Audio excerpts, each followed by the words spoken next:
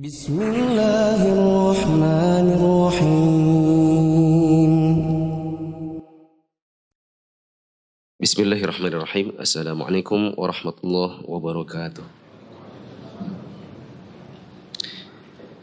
Alhamdulillahi wa kafa wa salatu wassalamu ala rasulillahi mustafa wa ala alihi wa ashabihi wa man irtafa.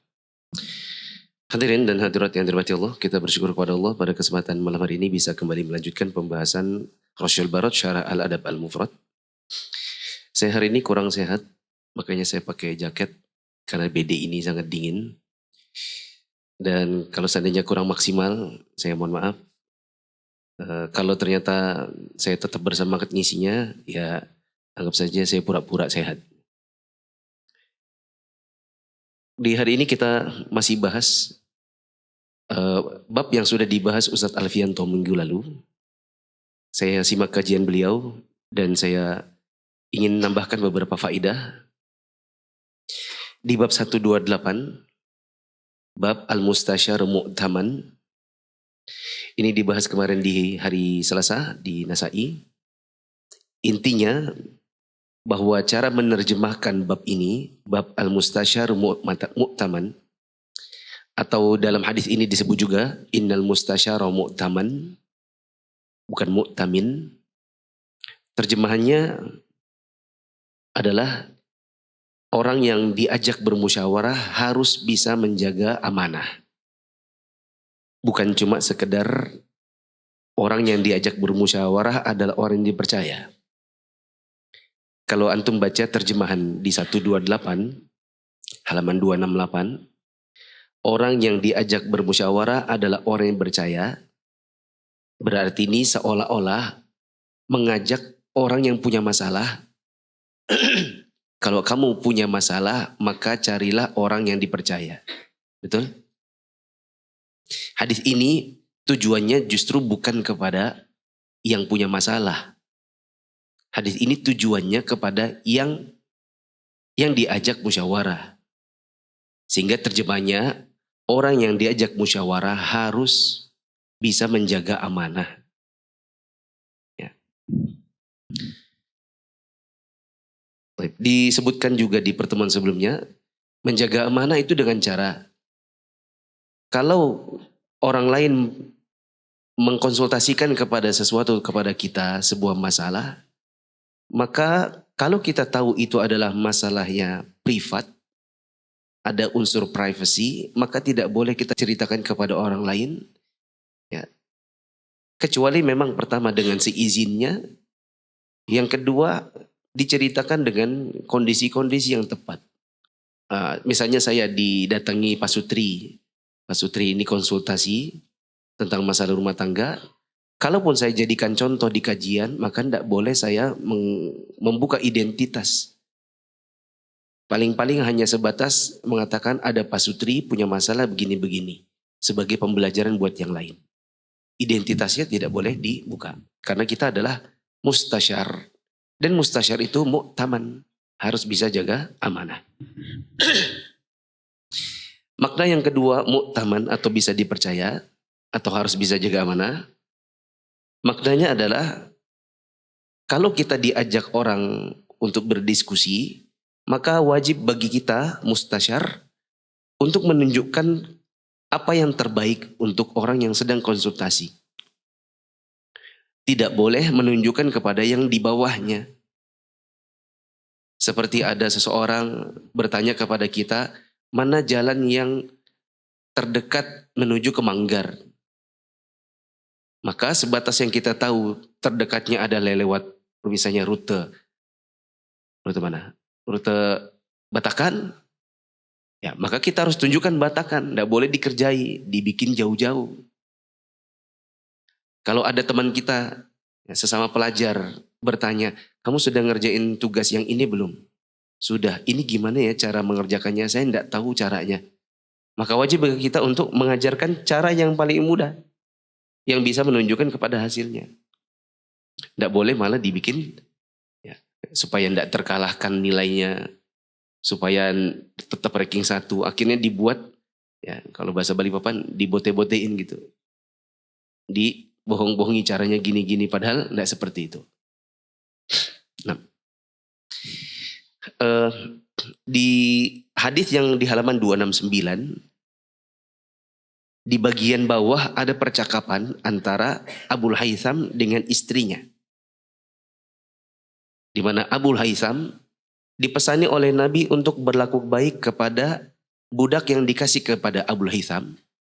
Nabi pesan, berbuatlah yang terbaik kepada si budak ini.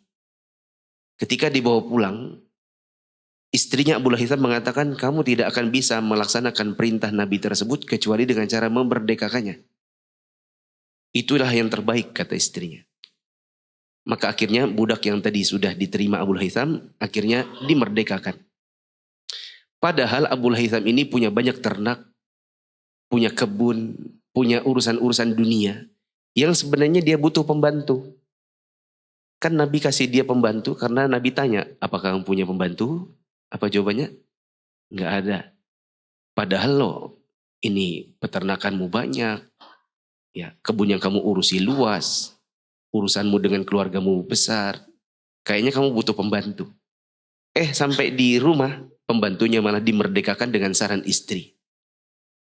Maka dari sini kita ambil kesimpulan bahwa ini pentingnya seorang istri yang bisa menunjukkan kepada kita yang terbaik untuk akhirat. Ini wasiat untuk teman-teman yang masih bujang. Jangan sekali-kali antum mencari istri dengan cara yang tidak tepat. Cari dari jalur rekomendasi, bukan chat-chat random pribadi di media sosial. Antum harus temukan akhwat itu lengkap dengan testimoni orang-orang terdekatnya. Tentang akhlaknya, agamanya, rajinnya, kemampuannya mengurus rumah tangga. Ya, supaya kita mendapatkan pendamping yang baik seperti istrinya Abul Haytham. Kata Syekh Abdul Razak, istrinya Abul Haytham ini luar biasa karena istrinya ini sendiri sebenarnya juga butuh pembantu. Istrinya sendiri juga butuh pembantu. Tapi dia suruh suaminya untuk merdekakan dalam kondisi dia butuh, tapi dia kedepankan akhirat suaminya ketimbang kebutuhan dunianya. Kalau istri-istri di zaman sekarang sebagiannya yang awam-awam, yang kurang dari sisi agama, mereka tidak peduli apakah suaminya itu selamat dunia akhirat apa enggak, yang penting kebutuhannya terpenuhi. Istrinya Abu Haytham mengorbankan kepentingan dunianya demi akhirat suaminya. Dia butuh pembantu tapi dia suruh merdekakan demi menjalankan perintah Nabi. Ada sebagian perempuan yang sowat urusan akhirat dan dunia suamiku, yang penting urusanku terpenuhi. Gak peduli dia mau ambil gaji dari mana, dari suap, menyuap, ke korupsi, sowat, pokoknya yang penting bawa pulang duit. Saya banyak kebutuhan. Ini sebagian perempuan demikian. Ya. Makanya di bagian akhir dari kisah ini, Nabi bilang, ya, Innallaha lam yab'ats nabiyyan wala khalifatan illa walahu bitanatan. Tidak ada nabi, khalifah, dan pemimpin, termasuk kita sebagai suami yang memimpin keluarga, melainkan akan diberikan kepada kita dua bitanah, dua pendamping. Antara bitanatun tamruhu bil ma'rufi wa tanhahu 'anil munkar. Antara pendamping yang mengajak kita sebagai para suami untuk bisa mengerjakan kebaikan dan menjauhi kemungkaran, atau justru bitanatan la taluhu khabala. Itu pendamping yang tidak peduli apakah yang dikerjakan itu mungkar, mudhar atau tidak, yang penting pokoknya syahwatnya terpenuhi. Maka Nabi SAW mengatakan, wa may yuqa bitanata su' faqad uqi. Barang siapa yang Allah berikan kepada dia penjagaan dari adanya pendamping yang buruk, maka berarti dia telah dijaga oleh Allah. Ini pentingnya punya pendamping yang baik. Tambahkan catatan antum di halaman 270 di bawah kandungan hadisnya. Catatannya, salat adalah salah satu kriteria untuk memilih seseorang. Salat adalah salah satu kriteria untuk memilih seseorang. Misalnya kita mau milih pendamping. Ada dua orang pendamping. Yang satu kaya tapi nggak sholat. Yang satu sederhana tapi sholat. Maka sholat harusnya dijadikan sebagai kriteria. Buktinya ketika Abu Haytham mengatakan kepada Nabi, ya Rasulullah pilihkan saja yang mana terserah. Maka Nabi mengatakan, saya rekomendasikan yang ini karena yang ini sholat. Fa inni ra'aituhu yusalli. Saya lihat dia sejak pertama kali ketemu, orang ini budak yang menjaga sholat. Berarti kalau memilih seseorang, misalnya memilih pendamping, memilih karyawan, maka pilih yang menjaga sholat. Ya, ibaratnya kalau dia jaga sholat, insya Allah akan dia jaga yang lebih di bawahnya sholat. Kalau dia bisa jaga sholat, insya Allah dia akan jaga duit. Kalau dia menjaga sholat, insya Allah dia akan jaga amanah. Kalau dia jaga sholat, insya Allah dia jaga istri dan anaknya. Begitu.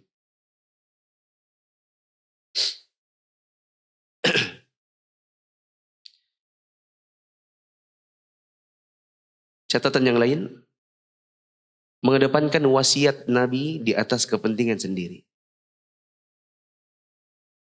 Mengedepankan kepentingan, apa tadi? Mengedepankan wasiat Nabi di atas kepentingan sendiri. Ini sebagaimana yang dikerjakan oleh istrinya Abu Haytham terhadap wasiat Nabi untuk bisa berlaku baik kepada budak yang diberikan Nabi.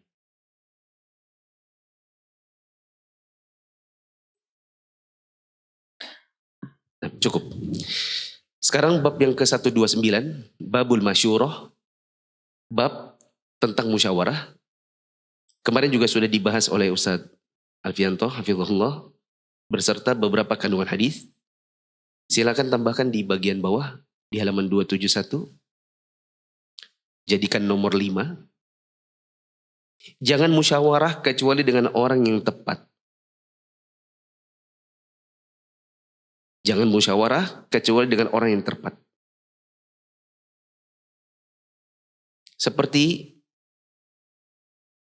ya, orang yang menjaga amanah dan tidak punya kepentingan. Seperti orang yang menjaga amanah dan tidak punya kepentingan. Kadang-kadang kita bermusyawarah dengan orang lain, maunya dapatkan solusi, malah dapat pengarahan yang salah. Karena orang yang kita ajak musyawarah tidak tepat. Saya contohkan kemarin di Nasai, misalnya bujang.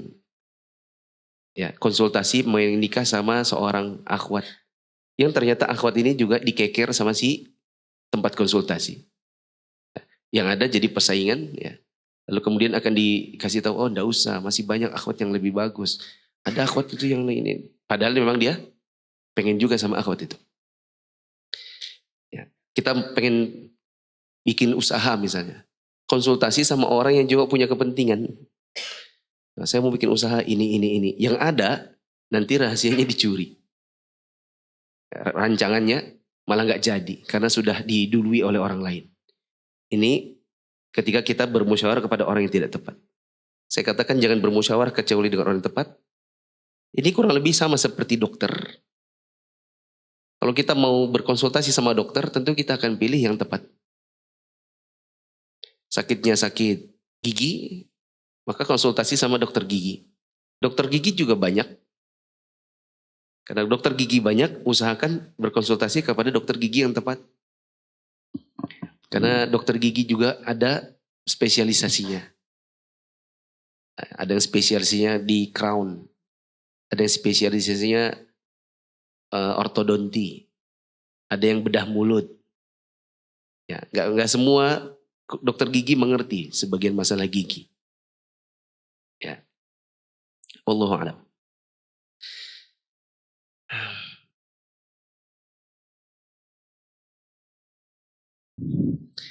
Ada catatan juga dekat situ. Kata Syekh Abdul Razak bahwa urusan itu ada dua macam. Ada urusan yang jelas, maka ini tidak perlu konsultasi. Ada urusan yang samar-samar dan butuh pandangan orang lain. Ini yang butuh untuk adanya musyawarah. Urusan yang jelas seperti urusan agama yang hukumnya sudah nyata. Yang sudah dipahami semua. Maka ini jangan musyawarah. Tidak perlu musyawarah. Misalnya kita berkata, apakah di bulan Ramadan ini saya perlu berpuasa dan saya tidak ada uzur sama sekali? Ini bukan hal yang perlu dikonsultasikan karena jelas urusannya. Tapi ada yang samar.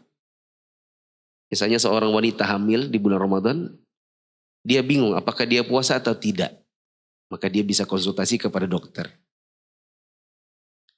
Ya, maka kita lihat-lihat masalah kita ini masalah yang seperti apa.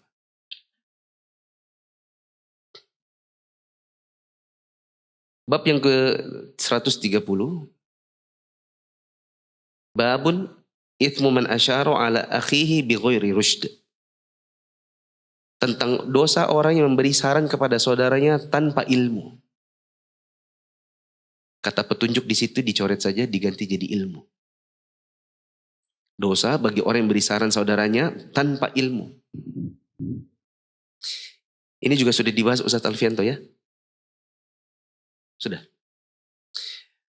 Diberi catatan tambahan di bawah kandungan hadis di halaman 272. Ada dua tipe orang yang berfatwa tanpa ilmu. Ada dua tipe orang yang dia kalau kita ajak bermusyawarah, dia akan memberikan fatwa atau saran tanpa ilmu. Pertama, tipe curang. Tipe curang. Kata Syekh Abdul Razak, fima law kana ghasyan ghaira nasih. Ada orang yang kita ajak dia musyawarah, kita minta pendapat dari dirinya, dia melakukan kecurangan. Tipenya seperti apa? Satu, dia akan memberitahu tapi bukan yang benar. Meskipun dia tahu apa yang benar. Dia beritahu kepada kita sesuatu, atau dia berikan pandangan kepada kita sesuatu yang tidak benar, meskipun dia tahu mana yang benar.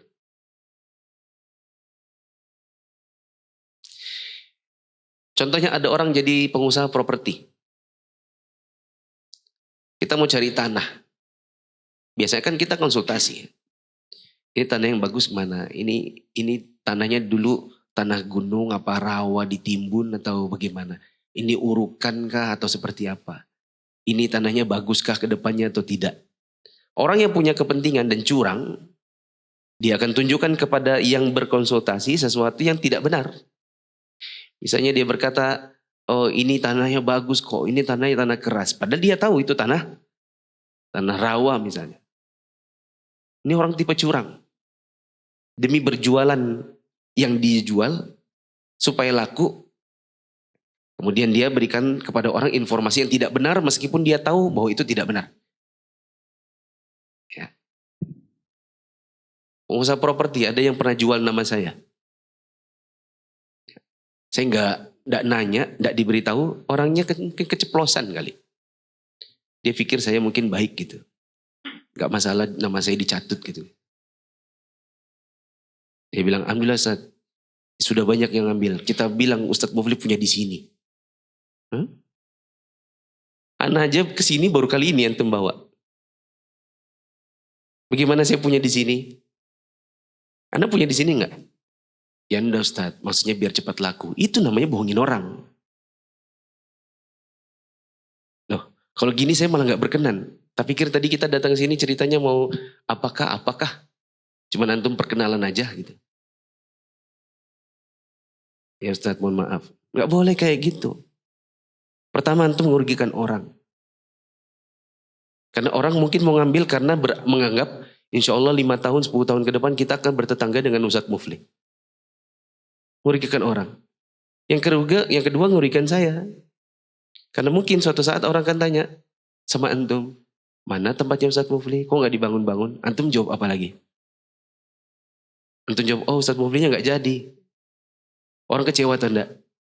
Kecewa. Kecewanya sama siapa? Bisa jadi bukan cuma sama antum saja. Orang kecewa sama saya. Nama saya yang rusak nanti. Ini namanya curang. Demi demi melariskan dagangan antum bersumpah dengan sumpah palsu atau berkata dengan kata bohong. Salah satu dari orang yang di hari kiamat tidak akan dilihat oleh Allah di persidangan di hari kiamat adalah orang yang al-munfiqu sil'atahu bihalfin kadhib. Orang yang supaya laris dagangannya dia bersumpah dengan sumpah palsu. Beriklan dengan iklan bohong.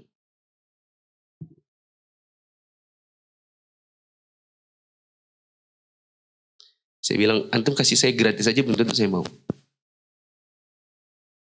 Saya itu bukan tipe yang, Ustaz kita kasih sini gratis, tolong Ustaz endorse. Saya nggak seperti itu orang. Bukan dikasih-kasih gitu langsung laju. Ya. Kita mikir dulu. Khawatir nanti kemudian orang terjerumus. Ya. Harus diteliti dulu. Antum kasih gratis, ini diteliti dulu. Oh ini kayak gini, oh ini jauh, oh ini tanahnya gimana. Gak langsung kita ambil, langsung endorse. Bodoh aja kalau kayak gitu. Nanti kalau ada apa-apa, siapa yang dituntut? Yang endorse. Nah ini apalagi bohong. Nah ini sebagai contoh, ada orang kalau kita ajak dia musyawarah, kita tanya-tanya sesuatu, bisa jadi yang dia tunjukkan adalah sesuatu yang tidak benar meskipun dia tahu itu tidak benar. Ini orang curang. Ciri yang kedua, dia memang niatnya ingin sengaja menjerumuskan. Bisa jadi dia memang sengaja ingin menjerumuskan. Ya. Kayak apa ya contohnya ya?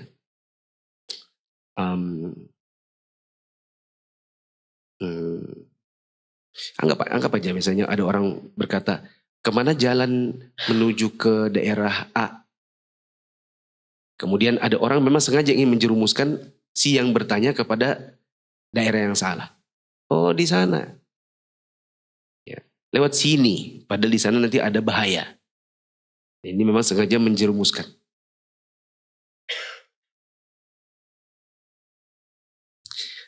Ada gini, ini kejadian. Ada ikhwan mau cari akhwat. Mau cari istri. Konsultasi, diarahkanlah kepada seorang akhwat. Ini. Terus akhwatnya itu diam aja sepanjang ta'aruf.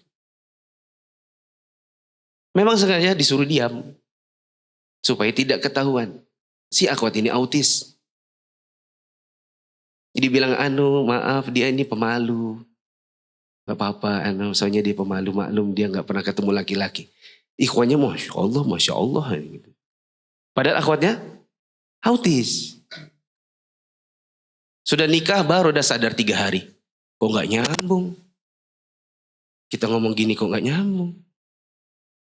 Pernikahan kalau gak salah cuma 3 bulan. Ini namanya menjerumuskan. Sengaja menjerumuskan, dan itu perbuatan curang. Orang yang diajak berkonsultasi harus menjaga amanah. Salah satunya amanah itu apa tadi? Mengarahkan kepada arah yang benar. Tidak boleh menyengaja untuk mengarahkan kepada arah yang salah. Sebaliknya saya ketemu dengan kasus yang sama tapi sebaliknya. Suaminya yang autis. Saya nanya sendiri sama si istri. Saya pikir pembantu. Mohon maaf.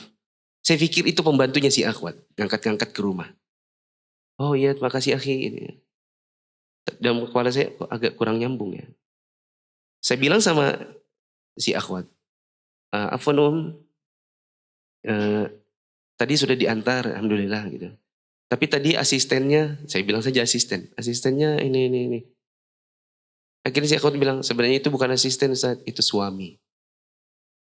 Oh iya mohon maaf, saya kira ini. Soalnya tadi mohon maaf tadi kayaknya komunikasi agak kurang nyambung. Baru si akhwat ngomong, iya saya dengan dia suami ini kecelakaan. Bukan kecelakaan MBA, bukan. Saya ta'aruf yang menyomblangkan ustadz. Saya pikir karena ustadz yang menyomblangkan maka saya pikir akan dikasih ikhwan yang bagus. Jujur saya janda, dia duda. Kami dipertemukan, disuruh nikah. Baru saya tahu ternyata nih suami saya ini autisme.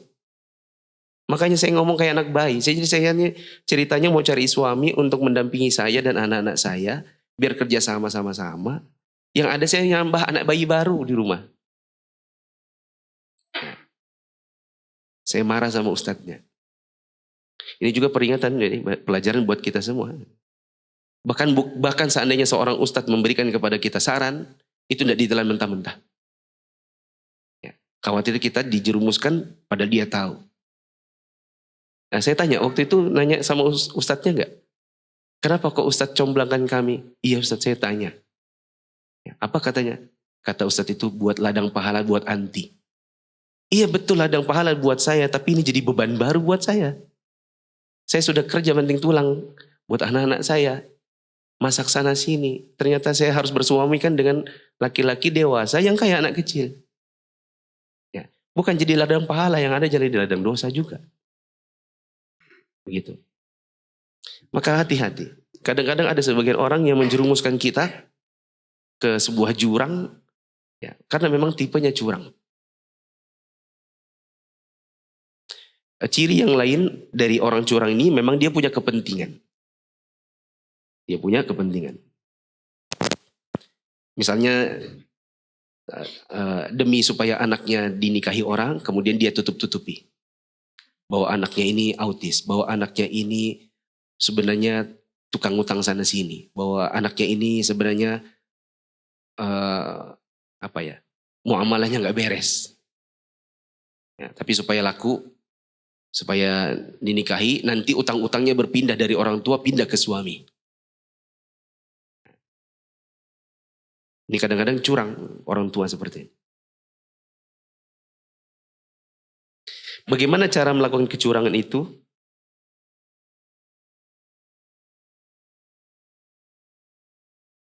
Di antara caranya adalah menutup-tutup yang benar, menghiasi yang batil. Yang benar dia tutup-tutupi, yang salah dia hiasi supaya orang terjerumus. Tipe kedua, kalau tadi ada tipe curang, tipe kedua adalah tipe jahil, yang jahilnya antara jahil basit dengan jahil murakkab. Jahil itu ada dua, ada yang jahil basit, ada yang murakkab. Jahil basit itu artinya orang jahil dan dia tahu bahwa dia jahil. Ada jahil murakkab, yaitu orang yang dia itu jahil, tapi dia tidak merasa jahil, bahkan merasa sebaliknya. Merasa apa? Merasa pintar.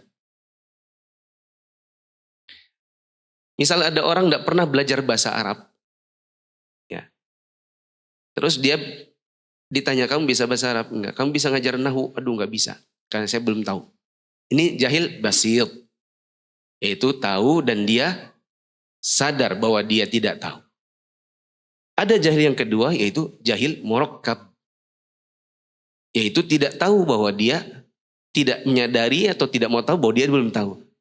Dia belum pernah ikut kelas nahu, malah bikin kelas. Atau dia pernah ikut kelas nahu, dia tahu dia sadar bahwa dia ini belum punya kemampuan yang cukup, dia nekat bikin kelas. Ini ada beberapa ikhwan dan akhwat di Balikpapan saya temukan begitu. Ada satu yang akhwat yang saya nasihati. Kalau memang belum punya kemampuan, jangan nanti yang ada malah menyesatkan. Ya. Ini bisa jadi penerapannya, yaitu kalau kita tidak tahu atau kita belum punya kemampuan, jangan nekat ngajar di bidang itu. Ya. Karena itu nanti kita akan mengajari orang atau menunjukkan orang kepada jalan yang salah. Apa yang menjadi konsekuensi? Kita dapat dosa. Sebagaimana disebutkan di sini. Babun ithmu man asyara ala akhihi bi ghairi rusyd. Bab tentang dosa orang yang memberikan saran, memberikan petunjuk kepada saudaranya tanpa ilmu. Termasuk di antaranya adalah ngajar tanpa ilmu. Nah, adapun yang di dalam konsultasi secara umum, tipe jahil ini, di antaranya mereka tergesa-gesa dalam menghukumi sesuatu. Tipe jahil ini, kalau kita berkonsultasi sama dia, rata-rata orang jahil, itu yang kalau menghukumi sesuatu itu tergesa-gesa. Ini ciri-ciri. Nggak ditanya dulu, nggak didetailkan dulu, langsung dihukumi. Saya dengar ada kisah salah seorang ustadz. Dapat pertanyaan di kajian. Ustadz mohon sarannya, istri saya meminta saya untuk mencukur jenggot. Apa sarannya? Ceraikan, kata ustadznya. Untuk cukur jenggot langsung ceraikan. Ini orang tergesa-gesa dalam menghukumi sesuatu.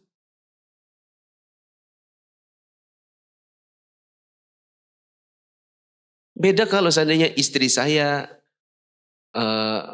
melakukan perzinahan. Ini istri saya minta saya cukur jenggot. Kan harus jadi tanya dulu, kenapa? Bisa jadi soalnya suami saya mau operasi leher, mau bedah lehernya karena dia ini perokok misalnya. Jadi mau dibolongin lehernya, dia kata dokter harus dicukur jenggotnya. Gimana? Masa langsung istri saya minta saya untuk mencukur jenggot. Apa hukumnya? Ceraikan. Oh gitu. Pernikahan ini bukan ikatan sembarangan. Dengan segampang itu kemudian kita bilang ceraikan. Ya. Bisa jadi kalau ditanya kenapa? Oh, iya soalnya dia masih awam Ustadz. Saya sudah ngaji, saya sekarang memanjangkan jenggot saya. Istri saya kalau berhubungan agak risih. Jadi dia bilang tolong pendekkan. Bagaimana hukumnya? Kalau kita ini tipe yang bisa mengajarkan orang dengan cara yang benar, mungkin kita akan bilang, ya pertama sabar dulu. Karena juga istrinya masih awam. Yang kedua beritahukan kepada dia kenapa Anda panjangkan jenggot Anda. Kenapa Anda pelihara. Ketiga jadikan istri itu ladang pahala. Ladang dakwah. Ajari dia apa yang sesuai dengan sunnah. Nggak langsung disuruh ceraikan. Nah ini nanti jadinya jahil murakkab. Ya, tidak tahu tapi merasa tahu. Ada juga sebagian orang yang dia jahil murakkab ketika mengajari orang lain. Ya, ketika dia mengajari orang lain, dia anggap sesuatu yang benar karena merasa itu lebih bijaksana. Tapi tidak setiap yang dianggap bijaksana kemudian sesuai dengan syariat. Tidak setiap yang kita anggap bijaksana sama dengan sesuai syariat. Ini kan sudah mau 17 Agustus. Biasanya nanti di sebagian kampung ada perayaan-perayaan 17 Agustus. Apa isinya? Misalnya perempuan joget-joget. Sudah diundang elektonnya, pedangdutnya. Sudah diundang juga misalnya akan diadakan misalnya lomba bapak-bapak pakai daster main bola. Lomba ibu-ibu campur baur sama bapak-bapak. Ya. Lomba joget bola kasti itu diputarkan musik lalu jidat sama jidat ketemu bola kasti itu. Pernah nggak mengikuti lombanya itu? Ya. Terus kita nanya, aduh gimana nih saya tinggal di sana. Oh nggak apa-apa akhi, kata ustadznya. Nggak apa-apa, karena itu kan namanya membaur sama masyarakat. Itu lebih bijaksana. Iya bijaksana, tapi sesuai syariat atau tidak? Boleh kita ikut lomba main bola pakai daster? Sementara Nabi SAW mengatakan, la'anallahu rajula yalbasu lubsatal mar'ah. Allah melaknat laki-laki yang menggunakan baju-baju perempuan. Belum lagi ada ikhtilat, nanti joget-joget dengan perempuan, ditambah lagi dengan sound horeg. Ya. Tidak boleh. Tidak berarti kemudian itu bijaksana supaya kita seperti bergaul baik dengan masyarakat. Terus kita ikuti. Nah bisa jadi ini ada yang dianggap sebagai tokoh agama, dianggap sebagai ustadz, malah mengarahkan masyarakat kepada yang salah. Ini namanya jahil murakkab. Tidak tahu tapi sok menasehati. Dianggap itu bijaksana padahal itu menjerumuskan kepada dosa. Nah, saya dengarkan Syekh Abdul Razak dalam kajian beliau tentang bab ini. Beliau bilang, saya pernah suatu hari, di suatu tahun saya pergi haji. Di satu tahun saya pergi haji, sebagaimana kita temukan di banyak kaum muslimin, orang-orang yang laki-laki hilang jenggotnya, sengaja dicukur, tapi panjang kumisnya. Saya ketemu dengan mereka lagi tawaf, ada yang ketemu lagi sa'i. Saya lihat ada sebagian jamaah yang sepertinya itu umroh kedua. Sepertinya dia umroh berulang kali. Karena rata-rata kepalanya sudah plontos. Jenggotnya plontos. Tersisa kumis.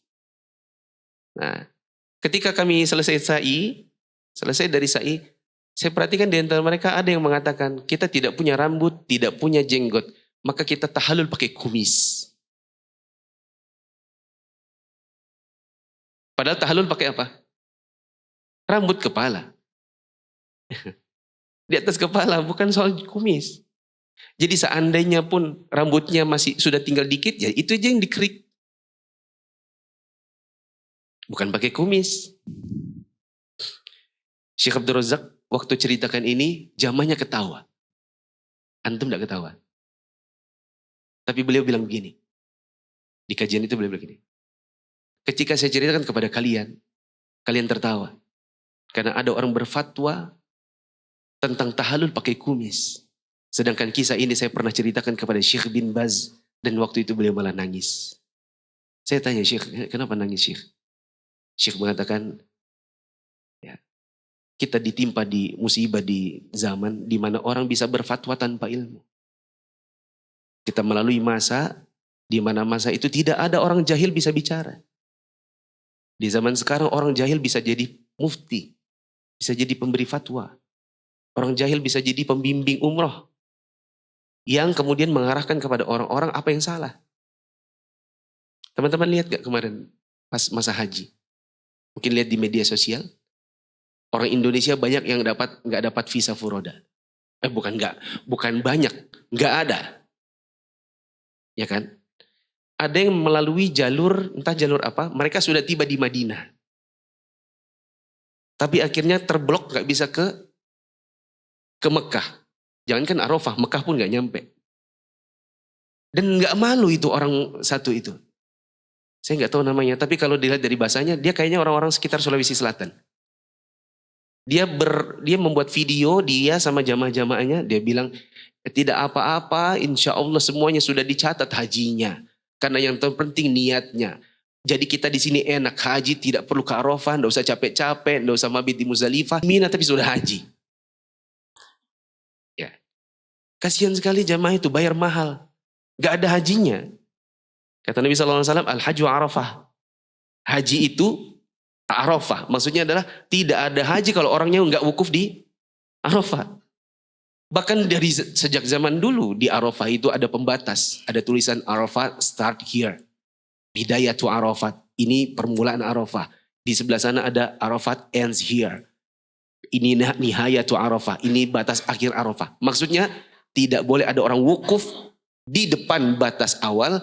Tidak boleh ada yang wukuf di luar dari batas akhir.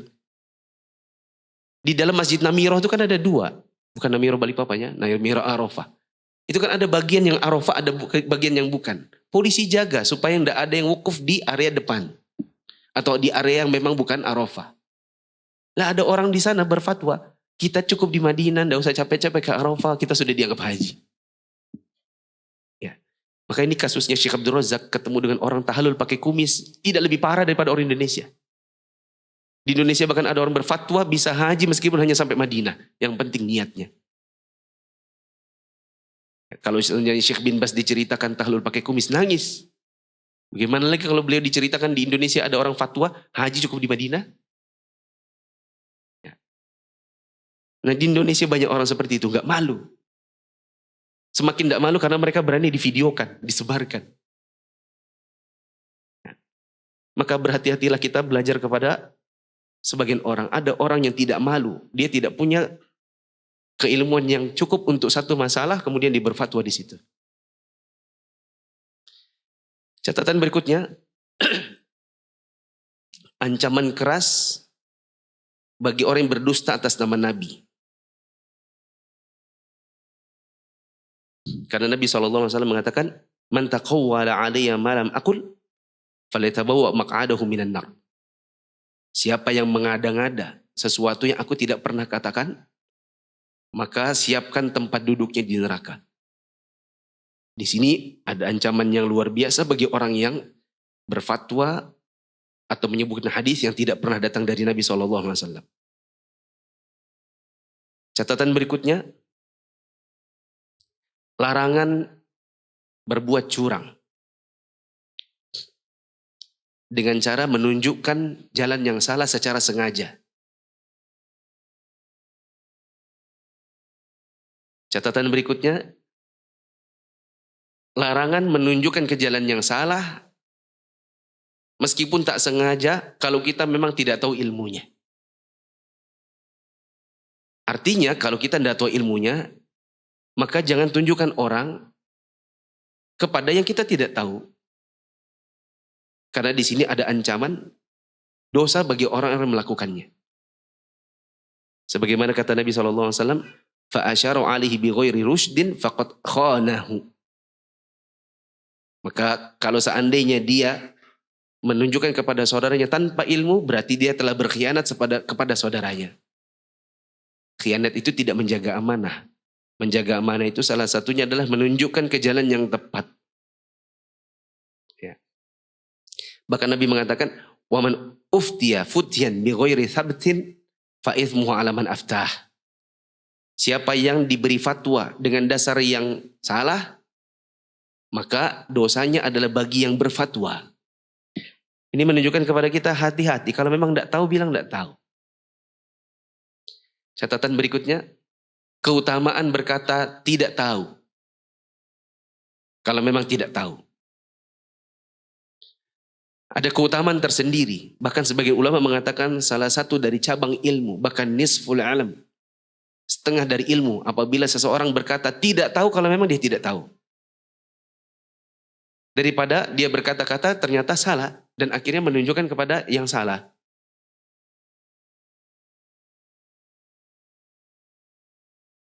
Saya waktu selesai dari S2, ada kewajiban mengumpulkan tesis di perpustakaan. Saya ingat persis, saya taruh tesis saya di satu meja. Di sebelah tesis saya ada tesis yang lebih tinggi dari punya saya. Judulnya kira-kira La Adri. Nggak tahu. Karena judulnya menarik, maka saya buka-buka. Isinya adalah kumpulan perkataan para ulama yang mereka berani berkata, nggak tahu, belum tahu. Wallahu a'lam. Ketika ditanya ilmu nggak tahu, mereka bilang nggak tahu. Itu para ulama. Jadi tesis tebal, lebih tebal dari punya saya. Ya. Hanya perkataan tidak tahu. Itu menunjukkan kemuliaan ilmu. Sampai-sampai orang bisa membuat tesis tebal hanya untuk masalah berkata tidak tahu. Adapun di zaman sekarang kita hidup di masa orang tidak takut untuk berkata sesuatu yang sebenarnya dia tidak tahu. Azan. Ayo bawa harta ke surga. Dukung pembangunan sekolah Islam Mufid dengan donasi ke rekening atas nama Yayasan Muflih untuk Islam dan Dakwah. Allahu Akbar, Allahu Akbar, Allahu Akbar, Allahu Akbar. Ashhadu an la ilaha illallah. Ashhadu an la ilaha illallah. Ashhadu anna Muhammadar Rasulullah. Ashhadu anna Muhammadar Rasulullah. Hayya 'alas salah.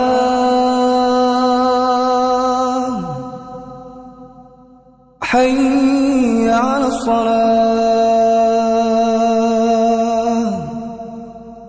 Hayya 'alal falah. حي على الفلاح. الله أكبر، الله أكبر. لا إله إلا الله. terkait cerita yang tadi ada fatwa suruh ceraikan, saya teringat waktu ngaji dengan Syekh Saleh bin Fauzan, seringkali ada pertanyaan di kertas tentang rumah tangga. Dan beliau selalu menjawab dengan jawaban silakan ke qadhi. Pertanyaan tentang rumah tangga, misalnya seorang istri kah, seorang suami kah, curhat tentang istrinya, tentang suaminya, Syekh Saleh bin Fauzan itu selalu jawab dengan kata-kata idza bilal qadhi. Silakan ke qadhi. Qadhi itu maksudnya adalah hakim. Kenapa? Karena mendengarkan konsultasi orang di kertas itu masalahnya gambarnya terbatas. Ya atau tidak? Pertanyaan di kertas itu kan pertanyaannya terbatas. Karena pertanyaan terbatas berarti gambaran kita tentang masalah rumah tangga ini juga terbatas. Karena kalau gambaran kita terbatas, nanti khawatirnya salah menghukumi. Kata para ulama, al-hukmu ala syai' far'un an tasawwuri. Hukum terhadap sesuatu bergantung kepada gambaran kita kepada sesuatu itu. Kalau gambaran kita prematur, hukumnya nanti prematur juga. Nah, beliau tidak mau mendengarkan hanya pertama, pertanyaannya terbatas. Yang kedua, hanya sebelah pihak. Kan yang bertanya itu misalnya hanya suami atau istri. Kita tidak tahu jawabannya si pasangannya. Nah, maka ini salah satu ciri orang yang betul-betul berilmu untuk kita mintai pendapat. Dia punya rasa hati-hati. Tidak terburu-buru menghukumi. Ya, karena khawatir nanti salah hukum karena hanya mendengar sebelah pihak yang itu pun dengan gambaran terbatas. Ada suami istri datang ke saya menceritakan tentang talak yang jatuh berulang kali. Sebenarnya saya punya gambaran, kalau saya mau fatwakan saat itu bisa juga. Kan ada di buku fikih. Tapi tidak semudah itu. Saya bilang coba kita urut-urutkan. Kapan terjadinya? Coba kita urutkan, ayo. Pertama Ustadz, waktu bulan madu. Bulan madu sudah ada talak? Iya.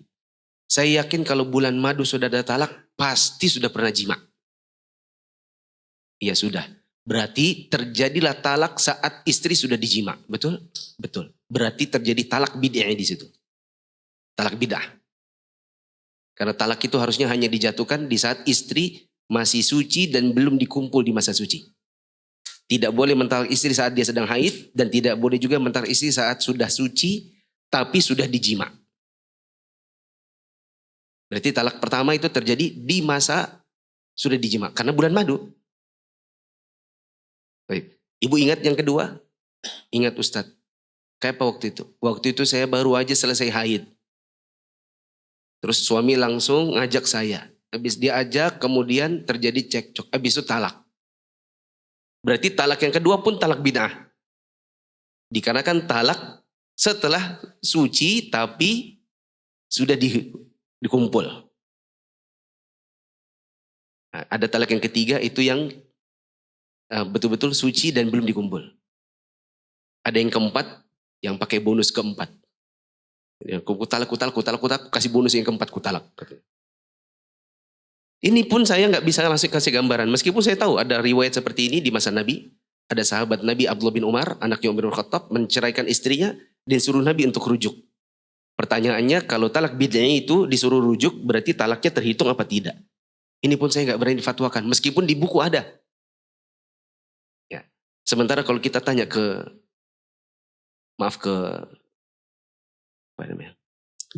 sana, khawatirnya nanti juga salah.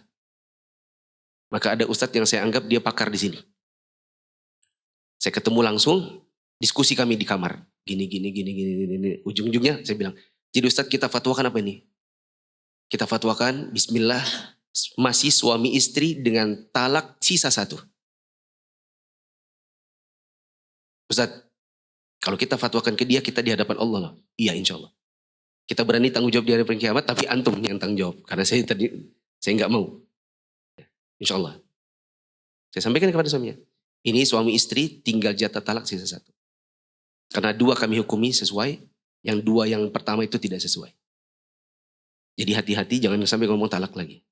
Karena jatahnya tinggal satu. Nanti kalau seandainya salah di hadapan Allah di hari kiamat, yang tanggung jawab Ustadz Fulan yang di Solo. Karena saya anggap beliau pakar. Gak main-main gitu. Bukan gimana istri saya mengajak saya untuk pergi ke pasar tumpah, ceraikan istrinya. Bagaimana istri saya nyuruh saya potong jenggot, ceraikan istrinya. Bagaimana kalau istri saya berdagang sampai malam, ceraikan istrinya. Tidak segampang itu. Sembarang aja ngomong kalau gitu.